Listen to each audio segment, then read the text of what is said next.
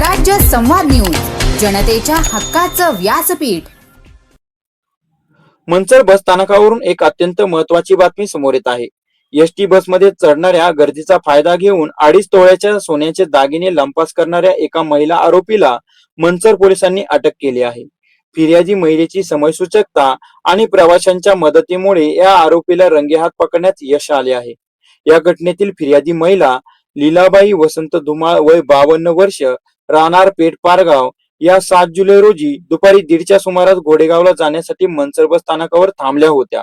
मंचर ते आवपे जाणारी ST bus स्थानकावर लागली असता बसमध्ये चढण्यासाठी प्रवाशांची प्रचंड गर्दी झाली। याच गर्दीचा फायदा घेऊन पाठीमागे उभ्या असलेल्या महिला आरोपीने फिर्यादीच्या गळ्यातील सोन्याची मंगळसूत्रे अत्यंत शिताफीने ओरबडली। गळ्याला हिसका बसताच फिर्यादीने मागे पाहिले तेव्हा संशयित आरोपी महिला बसमधून उतरून पळून जाण्याचा प्रयत्न करत होती। यावेळी फिर्यादीने तात्काळ आरडाओरडा करत चोराला पकडण्याचे आवाहन केले। फिर्यादीच्या आवाजाने बसमधील इतर प्रवाशांनी आणि त्यांच्या ओळखीच्या प्रणाली मिंडे यांनी धाडस दाखवून पळणाऱ्या आरोपी महिलेला जागीच पकडले। उपस्थित नागरिकांनी तातडीने मंचर पोलिसांना पाचारण केले।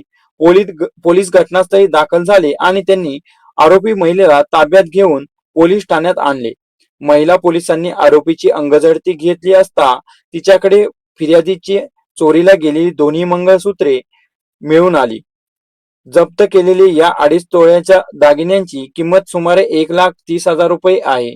पोलिसांनी कसून चौकशी केली असता या महिला आरोपीने तिचे नाव सोनी उर्फ सोनाली सागर सकटरा, मळवटी रोड, लातूर असे सांगितले आहे।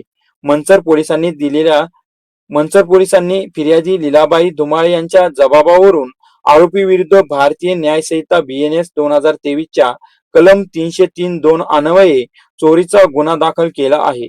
या प्रकरणाचा पुढील तपास पोलीस हवालदार गणपत डावकर करत आहे। गर्दीच्या ठिकाणी प्रवाशांनी सतर्क राहणे किती गरजेचे आहे हेच या घटनेवरून पुन्हा एकदा स्पष्ट झाले आहे।